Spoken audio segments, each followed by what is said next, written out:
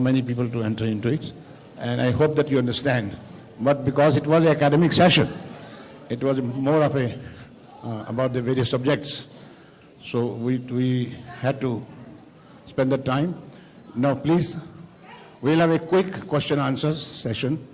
5 questions and 5 answers to Farhan Akhtar. Yes, please. I request the questions to be asked only by the persons of media and the students. It's not a student interactive section. The press can ask the questions to Farhan, please. Only press, sir. Yes. Yeah. Yes, sir. Yes, sir. There are no questions from media? आपकी तरफ से मैं पूछ लूं? सुभाष जी, सुभाष जी, में problem sir, celebrate cinema के बारे में थोड़ा बताइए कि ये आइडिया कैसे आया और इसमें क्या क्या मतलब चीजें आप लोग कवर कर रहे हैं और क्या स्टूडेंट्स के लिए होगा इसमें? You see, fast changing time of cinema from the 80s, 90s, 2015, and then 2025, 2050. What is going to be the future? Unless until you train our students with the past glory, with the present situation, and the future vision. So we have to train them. We have to give them a platform and an opportunity to develop all those kind of skills from various classics, filmmakers, film classic movies, so that they can make future films with the international sensibilities and be in touch with the ethics of cinema in a better way.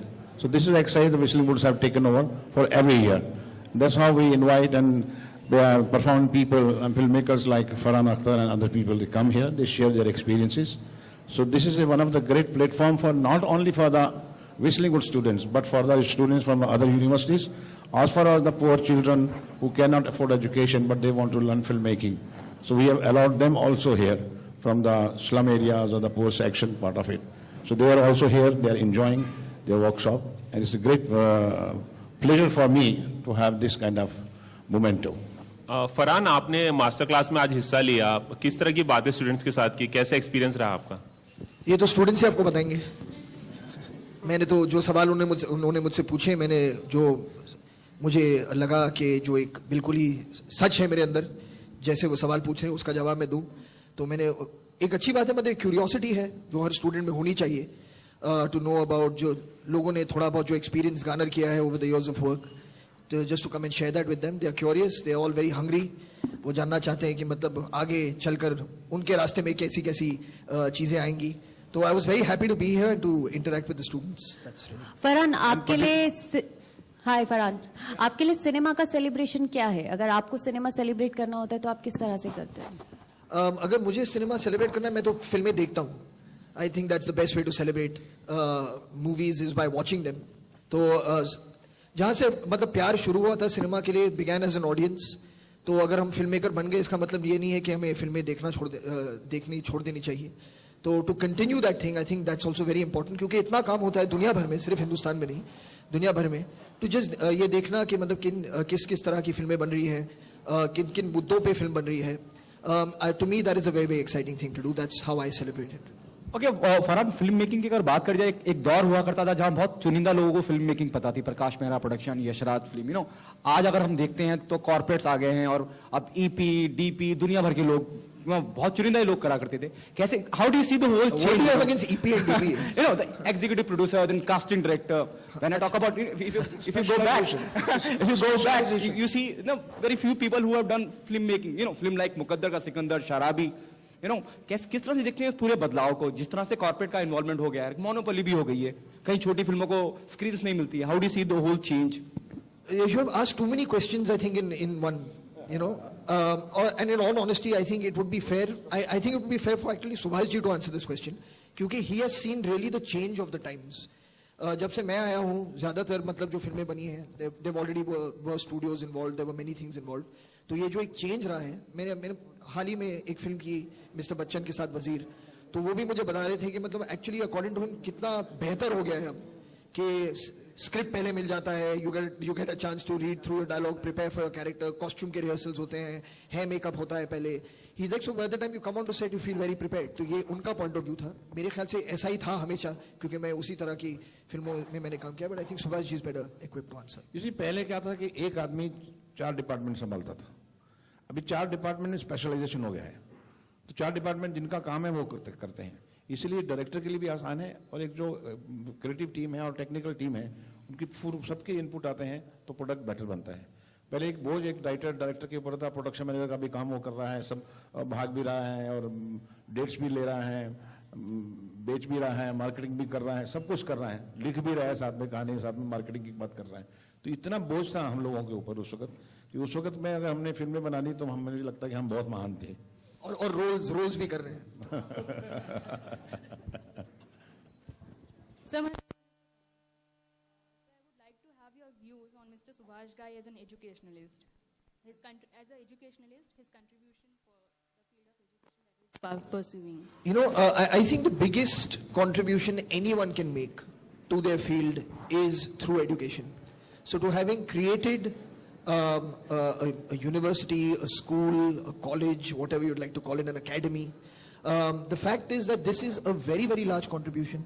Every year there are so many children who come out of Whistling Woods, you know, well prepared, actually, let me rephrase, to start a career in filmmaking or in television. And I think that is in itself, I mean, I don't think there's anything more for me to say. The fact is he has a world of experience. He has worked with amazing talent for most of his years and all the work that he's done.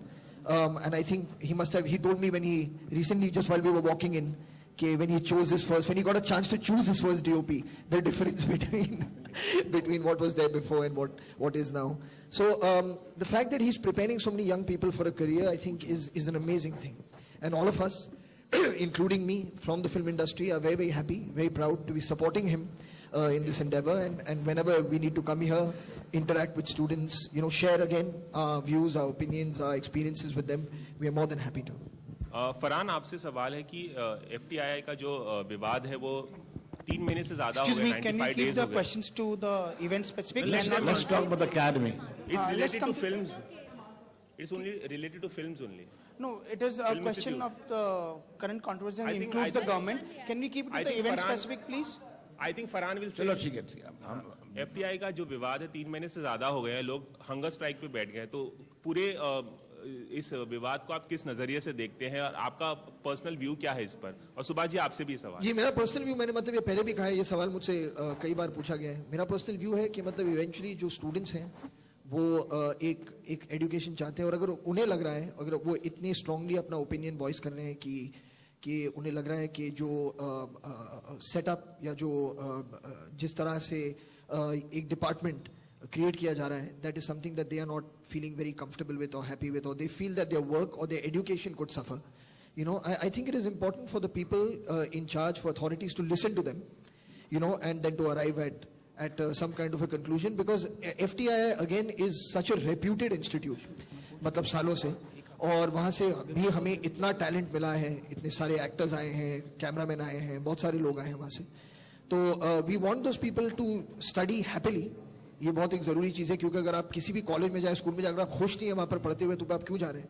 So the fact that they are there, I think it's important for their concerns to be addressed, and I've said this even before. You see, FTI is my mother institute. I was the first student from FTI, and I have seen growing FTI. FTI has given the best of the talent, but most of the faculty is from FTI, you see. And we feel very, very pain when these kind of failures happen in any academy like FTI, such a wonderful academy over there. So definitely I agree with him कि students के लिए बहुत important है उनका खुश रहना बहुत important है. Particularly they are creative community, see they are thinker, they are ideators. It's very important for us to look at them with a different perspective than an ordinary college or ordinary institution.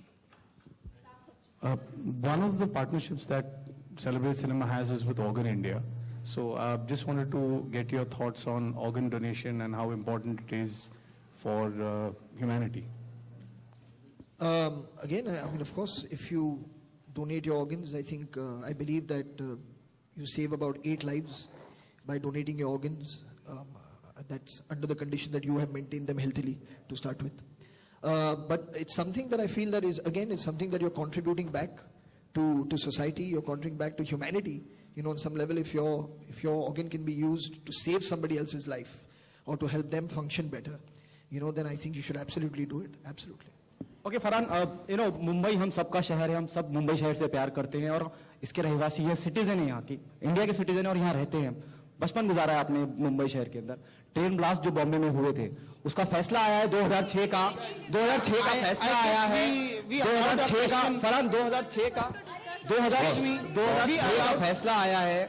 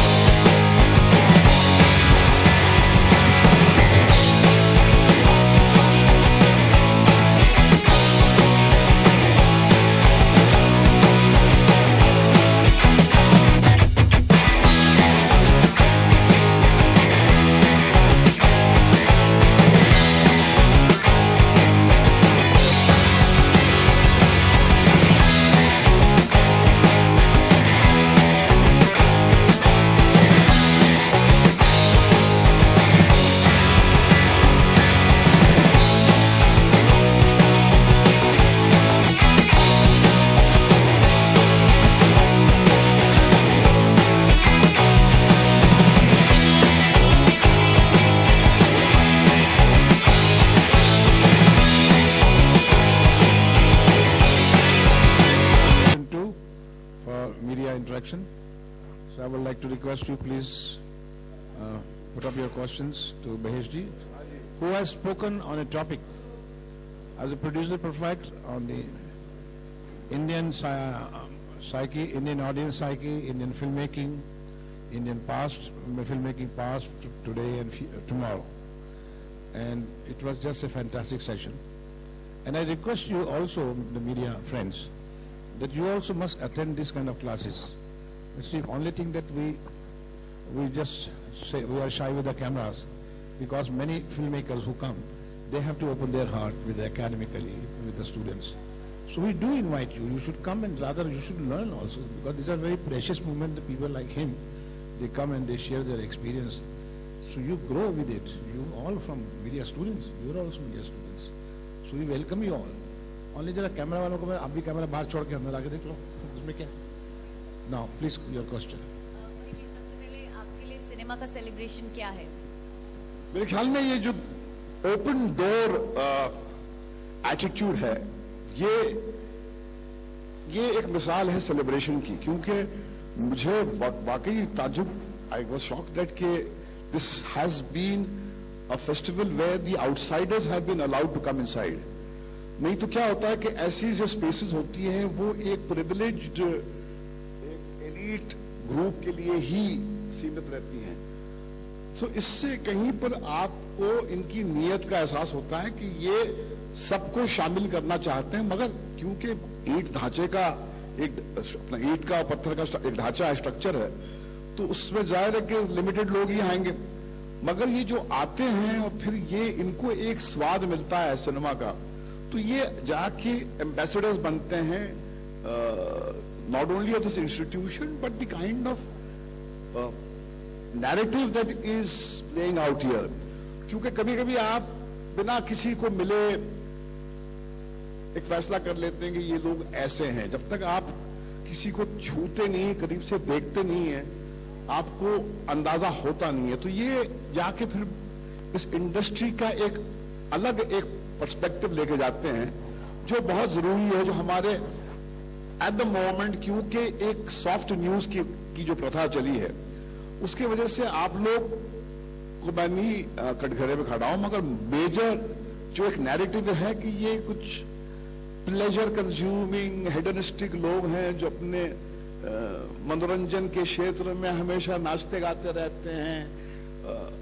मगर ये जो इसके पीछे का एक जो bedrock है जिसपे ये पूरी इंडस्ट्री खड़ी है, उसके बारे में जिक्र ही नहीं होता आजकल. और ये जो सीरियस मीडिया आउटलेट्स वो भी नहीं कर रहे हैं। ये ऐसे अवसर जो आवाम आती है वो लोगों की जिंदगी में गहराई है जिससे हम वंचित रहे हैं, वो बहुत बड़ा उठाए।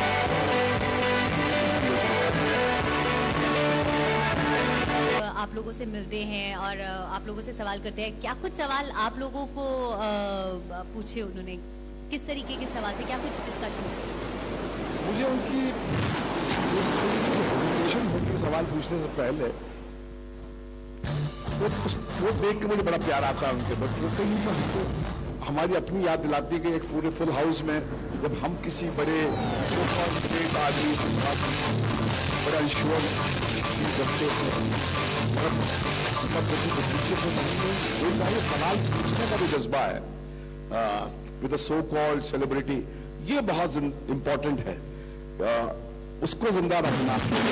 और ये बड़े बच्चे हैं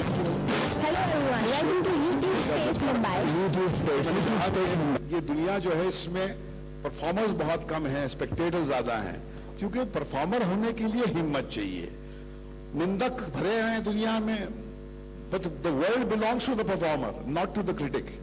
वो जो निंदा करते हैं कि तुमको ऐसा करना चाहिए था, वो ऐसा करना है, वो तो दुनिया भरी उससे। इसलिए वो कटघरे में खड़ा अपना वो जो एरिना में उतरता है वो है जिसने इतिहास लिखा है फिल्म इंडस्ट्री का। तो वो जज्बे को जिंदा रखने वाले ये जो नौजवान पीढ़ी थी, उनको मैंने कहा ये जज्बा जिंदा रखना बहुत इंपॉर्टेंट है। आप तो अपना एक मुकाम बनाने की, कहीं पहुंचने की, और वही प्यास लाई है कि इनसे सीख के हम कुछ ऐसा कुछ हासिल कर लें। मगर बात यही है कि वो जो सीखना उनको यही है, यहाँ पर कोई भी आता है वो कहता है कि भाई आखिरकार आपको अपने अंदर ही झांक के अंदर से कुछ निकालना पड़ेगा, क्योंकि हम तो अपने अनुभव की बात करेंगे, हमारे अनुभव से कुछ काम हाथ नहीं आएगा आपके। वो हमारी जिंदगी की रियलिटी थी, वो हमारा दौर था। ये आज का हिंदुस्तान है, डिजिटल एज है, यहाँ की एक अलग फिजा है। तो इसमें इनको खुद चल के एक अपना एक पाथ बनाना है। There is no map, there is no compass. संस्था जो है आपको एक जबान सिखा सकती है, क्या गाना है, क्या बोलना है, गिटार बनाना हम सिखा सकते हैं आपको, उस मेलोडी कैसे कंपोज करनी वो आपको अपने दिल में उतर के खुद निकालनी पड़ेगी। Good afternoon sir.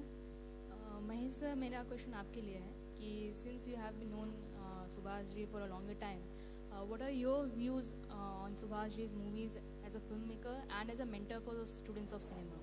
Well, I feel we were all very envious of Mr. Subhash Ji, and we continue to be envious of him, because I think it's not an easy thing to make a foray into the world of entertainment at a time we did. We almost did it simultaneously, but he outdistanced us all in terms of his overpowering persona that he created for himself, and he worked with the mighties who remained distant, figures for us to even touch, like the great Dilip Kumar and Rajkumar, and he made movies which were unique, an idiom of his own.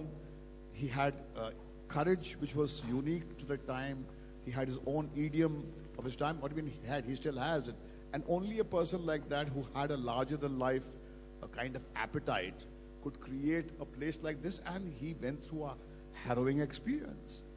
And to be able to go through that harrowing experience and still see this day itself shows the stuff he's made of. That very fact, the film industry did not succeed in killing his dream, neither did the governments of the day stop him from creating the dream that he had created. His baby is still alive and kicking. So I think it's a privilege to be called his associate, and it's a privilege to have walked through this industry with a person like him.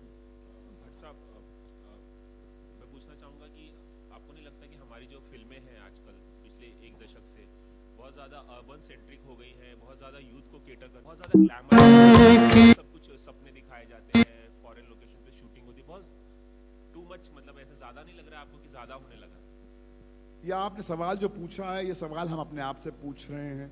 आज सुबह in fact हम लोग production house में यही सवाल उठ रहे थे। मगर देखिए, अगर हम इतिहास को देखें तो एक दौर आता है कि suddenly from the so called rural based narrative urban centric हो जाती है, फिर अर्बन केसेस से हट के फिर कुछ ऑर्गेनिक को करना पड़ता है। मुझे लगता है ये रीजनल सिनेमा का जो एक असर्शन जो आया है, ये बहुत ही पॉजिटिव असर्शन है, क्योंकि शायद हिंदी सिनेमा ने एक जड़हीन सिनेमा हो गया है ऑलमोस्ट हिंदी सिनेमा। और इसलिए जब कभी कभी पीकू जैसी फिल्में आती हैं तो लगता है कि कहीं पर किसी हिंदुस्तान की प्रांत से, कहीं स्टेट से कुछ कनेक्टेड नैरेटिव है ये। तो मुझे लगता है ये वो दौर दोबारा यकीनन आएगा जहां पर हमारी दोबारा अपनी जड़ों से कनेक्टेड। मगर इसमें एक रियलिटी हमको क्यों हम मास एंटरटेनमेंट प्रोडक्ट बनाते हैं या कोशिश करते हैं, वो मास बनती है नहीं बनती और की बात है। 18 साल से लेकर 25 साल की जो ऑडियंस होती है वो हमारी टारगेट वो हमारी डेस्टिनी डिसाइड करती है, क्योंकि हम अब भी हमारा जो रेवेन्यू मॉडल है वो सिनेमा हॉल्स का रेवेन्यू मॉडल है। जो सिनेमा हॉल में फिल्म नहीं चलती है उसको फिर जिंदा रखना बाद में बड़ा मुश्किल होता है। तो हमारा जो एक इंडस्ट्री का एम्फेसिस वर्ल्ड ओवर यूथ पे रहेगा, यूथ के ऑब्सेशन, यूथ के कंसर्न्स। मगर उस दायरे में रहते हुए बहुत सारे लोग हैं जो फिल्म्स बनाते हैं, जो मिडिल एज भी होती हैं, के ऑडियंस के लिए भी होती हैं, जिसमें गहराई भी होती है। तो आई थिंक हाँ, it's a curve that we are going through, but I think regional cinema से बहुत कुछ हासिल होगा अभी। इसके लिए आप दर्शकों को भी जिम्मेदार मानते हैं कि उनका टेस्ट जो है इतना रिफाइंड नहीं है कि वो हर तरह का सिनेमा देखें, और एक खास तरह का सिनेमा देखने लोग लव स्टोरीज जाते हैं, अर्बनाइज स्टोरी देखने जाते हैं। आपको लगता है रिफाइंड? मेरा ये मानना है कि जो सिनेमा बोलते बनाओ वो देखते नहीं है, जो बोलते मत बनाओ वो ही देखते हैं आप, ये मैंने देखा है। इसके लिए दर्शकों को जिम्मेदार मानते हैं? मैं आपको एक मिसाल देता हूं बहुत ही स्टार्क। एक फिल्म बनाई थी हमने सिटी लाइट, जो एक रूरल अर्बन माइग्रेशन की बहुत ही जानलेवा फिल्म हंसल मेहता ने बनाई थी हमारे लिए। बहुत ही कमाल का हीरो हमारा था राजकुमार राव, पत्रलेखा का इंट्रोड्यूस। बहुत ही अनोखी फिल्म थी, बहुत मजा आया था बनाने में। उसका लाइफ टाइम बिजनेस जो है हमारी जिस्म 2, जिसमें हमने सनी लियोनी को लाया था, उससे 50 लाख कम है फर्स्ट डे का। First day business of Sunny Leone's Jism 2 was 9 crore. इसका लाइफ टाइम बिजनेस है 8.5 लाख, 8.5 करोड़। जिस्म 2 बनी थी 6 करोड़ में, बिजनेस उसका 56 करोड़ का है। ये पिक्चर 8.5 करोड़ की है। अब मुझे बताइए, मेरे को और फॉक्स को 10 लाख हमको मिला, 10 लाख उनको मिला ओवरफ्लो का। 20 लाख में तो हमारा घर पूरा नहीं होने वाला है। अब आदर्श की बात कर करके हम कब तक अपनी संस्था चलाते रहेंगे? We are in the business of film making, बहुत इंपॉर्टेंट बात है। तो we have to look at this reality. और हमने अभी ये बनाया क्योंकि एक हम पे सवाल क्या आप उस किस्म का सिनेमा बनाते थे? अरे भैया आप देखते नहीं तो हम क्या कर रहे हैं? और जो देखते हैं वो क्या चांद से लोग आए थे कि मार्स से लोग आए थे? मर्डर देखते आप हैं, जिसम देखते आप हैं, तो वो नहीं बनाए क्या बनाएंगे? तो ये एक कैच 22। मगर इसमें इसके दायरे में रहते हुए भी हमको फिल्में बनानी चाहिए जो हमको लगता है कि हमारी रूह को सुकून देती है, ऐसे ही बनाते हैं। एक टाइट रोड वॉकिंग है का गेम है।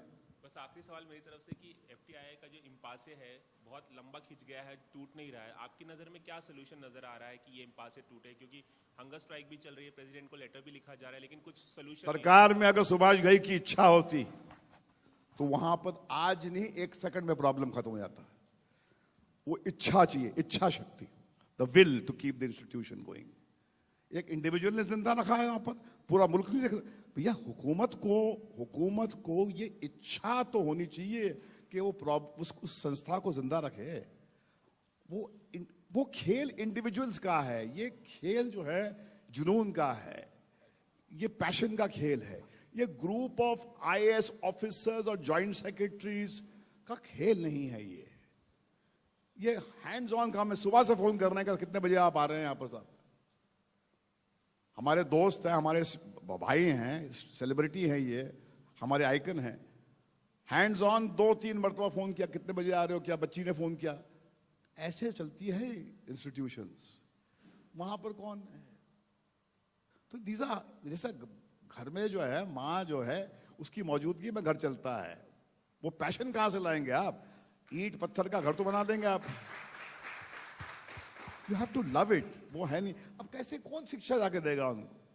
ये क्या वहां पर कमेटी की मीटिंग से होगी क्या? शिक्षक की का जो जीन है कहीं पर है इसके अंदर। ये तो क्या पागल कुत्ते ने काटा इनको कि फिल्म बनाते बनाते जाके ये बना दो और फिर यहाँ वहां गिड़गिड़ाओ और कोर्ट कचहरी जाओ और बोलो कि ये हमारे मंदिर को बंद मत करो, इस पर ताले लगाने की नौबत आ गई थी।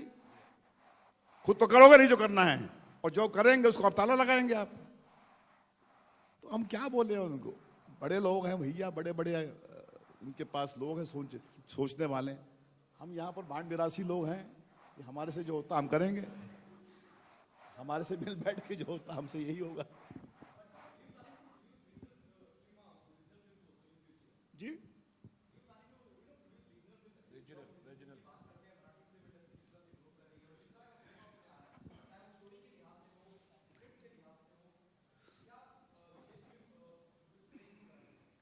रीजनल सिनेमा यकीनन उसका एक ब्लूम फेज आएगा, क्योंकि जब ग्लोबलाइजेशन की आंधी जो है उसकी शिद्दत बढ़ेगी तो लोग अपनी जड़ों से जुड़ने का प्रयास करेंगे।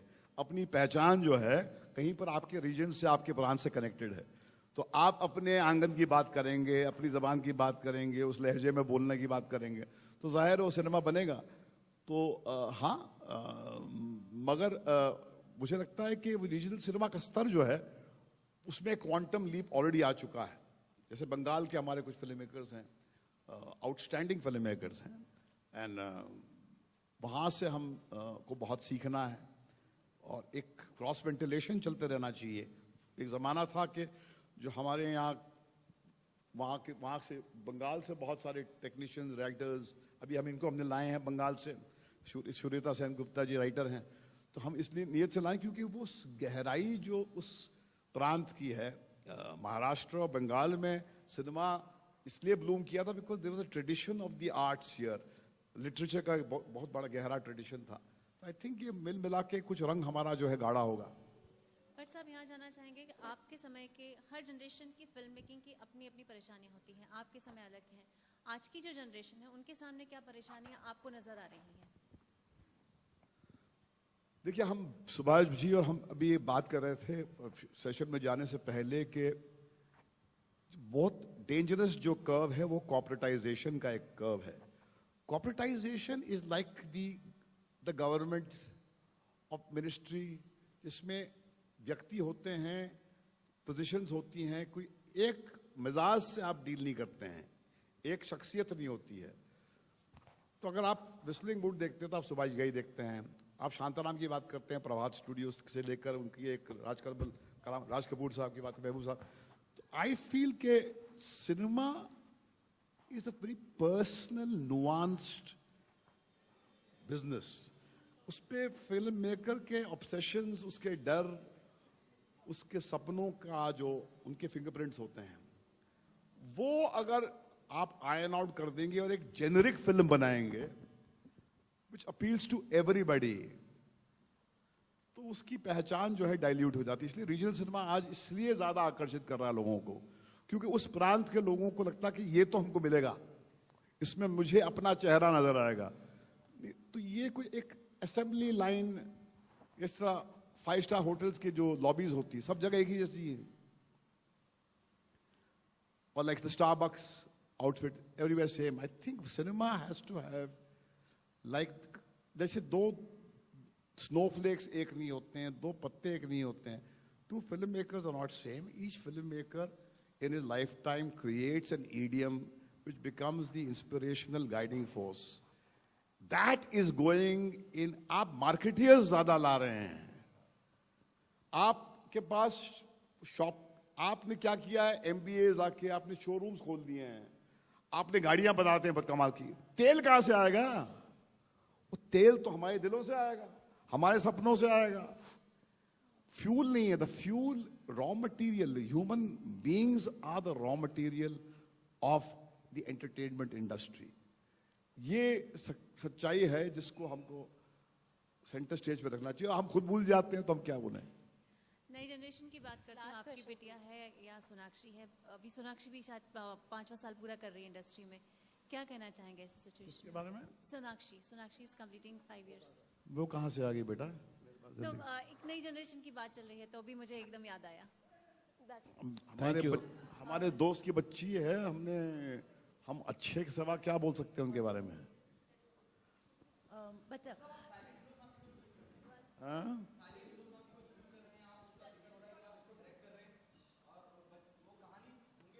नहीं, वो कोई और महेश भट्ट है, सिर्फ कोई मेरी फुल प्रॉपर्टी थोड़ी है Mahesh Bhatt title.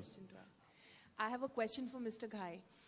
You have, since we were talking especially about regional cinema, you have mentioned that Hrithik Ghatak was a huge inspiration in your life as well. Bengali film. Now, I know, having grown up in Bengal, our language of cinema over there is quite different, and we know that any of his films, all the content of his films, they did not exactly have any parity with commercial success. So later, when you came up with a so huge commercial successful cinema life, what essence of Ghatak did you bear in your life as a filmmaker? What is it that you carried with yourself from him? Hrithik Ghatak has been my guru for 2 years at FTI. And fortunately, I was a blue-eyed boy for him, for unknown reasons. I wasn't acting. But I was very fond of him. The way he would direct actors. And when I saw all his film, Ajantrik, Megara Tara and all that, there we students discuss, and I also recognize that this man has a great command on cinema technique. And whatever the story he wants to tell, he can tell you very convincingly. Look at the Ajantrik, the taxi driver's love for the taxi. Taxi is the heroine and taxi driver is the hero. And you cry and you laugh, like a hero-heroine. So what inspired me was that you can tell a story, any story, most impossible story, most unnatural story, most unnatural experience, because we all human beings go through unnatural things too, you see. It's not that everything is a traditional or a natural. So only thing you have to take a challenge. So all those crises which I faced in my commercial cinema, I took a route for commercial cinema for the reason that first I wanted to make identity myself. I wanted to be successful. I must have money to make more movies. You know, so it was very important for me.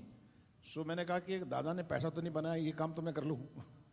So, but throughout my commercials approach or my, see whatever the movies I made, I know whenever I had a crisis, I used to think of him. Right. ये shot, ये scene को कैसे लेंगे? Whether he would use sound now, or he would use edit pattern, or he would use the dummy actors, or he would create with the lightings. ये scene किस तरह से होगा? तो एकदम solve हो जाता था मेरा. That is why the contribution, I would say, I'm grateful to him for his teachings. It helped me a lot. Though, you know, I was never an assistant director to anybody and I did not learn direction. But I did learn from him because I educated myself through his company. That is the thing. Thank you. Thank you, sir. Thank you. Sir मैं film के अलावा आपसे एक सवाल पूछना चाहूँगी. हाँ जी sir. Sir 2006 में जो ब्लास्ट हुए थे मुंबई में ट्रेन्स में, आज उसका वर्डिक्ट आया है. Just wanted to have your reaction. I have no idea about it, and I would refrain from making any comment on any issue about which I am not properly informed. It leads to glib responses, and I think we live in dangerous and hyper-opinionated age where we give opinions without knowing the exact depth of the issue that is being addressed. So spare me this question. Thank you so much.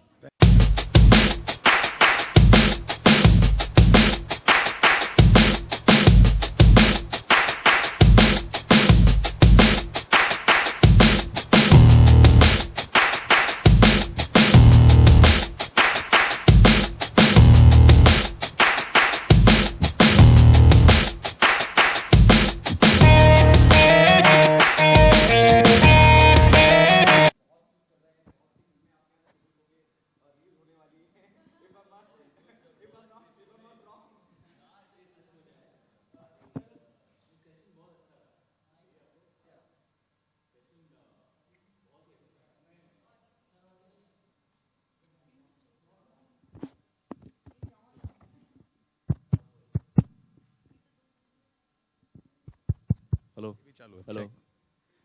हाँ, तो session बहुत ही अच्छा रहा, कुछ अच्छे खासे सवाल पूछे हमारे जो कोऑर्डिनेटर मैम थी वो भी, और ऑडियंस में से भी कुछ चीज़ें मुझे पता चली जो मुझे पता नहीं थी। But I think the basic idea is कि स्टूडेंट्स को, जनरल ऑडियंस को पता चले कि मराठी इंडस्ट्री में एक्चुअली हो क्या रहा है। मतलब ये जो अचानक से 50 से फिल्में बढ़ के 125 हो गई, तो इसके पीछे वाकई में बिजनेस बढ़ गया इसीलिए उतनी हुई है, या 50% परसेप्शन का हाथ है? तो परसेप्शन का भी बहुत बड़ा हाथ है कि मराठी फिल्में चल रही है, मराठी फिल्में बहुत बिजनेस कर रही है, 30 करोड़ 35 करोड़। तो ये जो एक हवा बनी हुई है वाकई में उस वैसा है या कुछ और है, ये ऑडियंस को जानना और स्टूडेंट्स को जानना बहुत ज़रूरी था। तो I think what Whistling Woods is doing here by having this festival of sorts and celebrating cinema, I think it's a great initiative.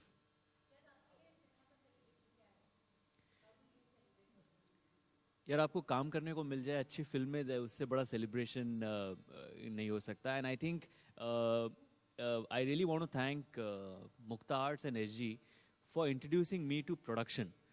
वो ज़बरदस्ती उन्होंने इनफैक्ट मुझे ढकेला प्रोडक्शन में 2008 में, when he said that I want to produce one Marathi film and you are going to be co-producing that Marathi film with Mukta Arts, so you form a company. So he made me form a company. तब तक तो मेरे radar पे भी नहीं था कि मुझे कुछ कंपनी करनी है, मुझे प्रोडक्शन करना है। But the moment I entered into that world, it was a completely new world for me, though I was a part of the industry. Yet it was such a fascinating world that I felt कि कितनी सारी चीज़ें हैं करने के लिए। Acting is one part of it, one small part of it, but apart from that इतनी सारी चीज़ें आप कर सकते हो। सो उसके बाद फिर एक नई जर्नी मेरे लिए शुरू हुई। And now if you ask me, production, television production or film production and acting and various other things involved with it, I think that in itself is a huge celebration for me.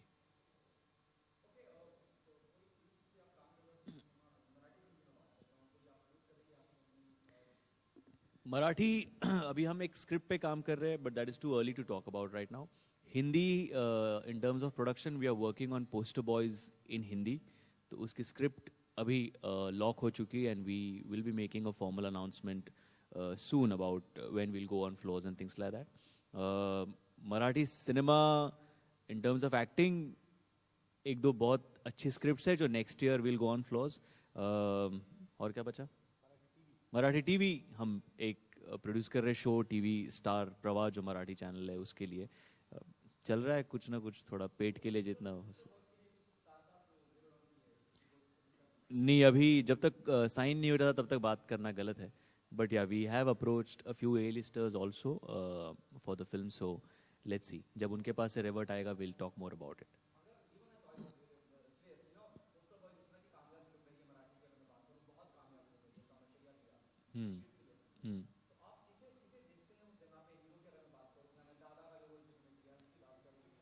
Bachchan साहब, that has been my dream ever since. मैं theatre में जो पहला one act किया तब से in fact वो dream है, किसी भी बंदे का होता है हमारे जनरेशन का, कि बच्चन साहब के साथ काम करने का मौका मिले। तो I would really love to have Bachchan sahab in the film. बाकी इनफैक्ट अगर आप विश लिस्ट पूछोगे तो टीचर के रोल के लिए I would like someone like Akki भाई और इरफान भाई और Saif Ali Khan portray that part. And the younger guy, the way I see him, is someone like Ranveer Singh, जो लगे वो part, तो someone like Ranveer Singh portraying that part. No, there'll be someone else. That also we'll announce soon. Director, huh?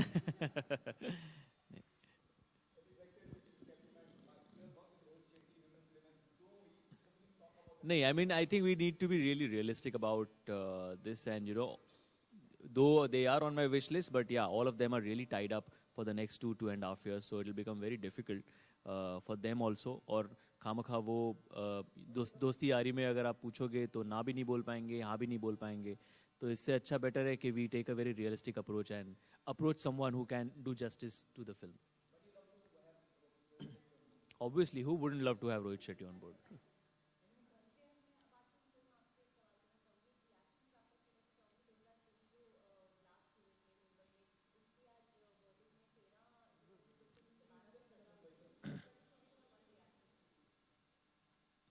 इतनी देर क्यों लगा दी? थोड़ा जल्दी कर देते. Thank you guys, thanks a lot.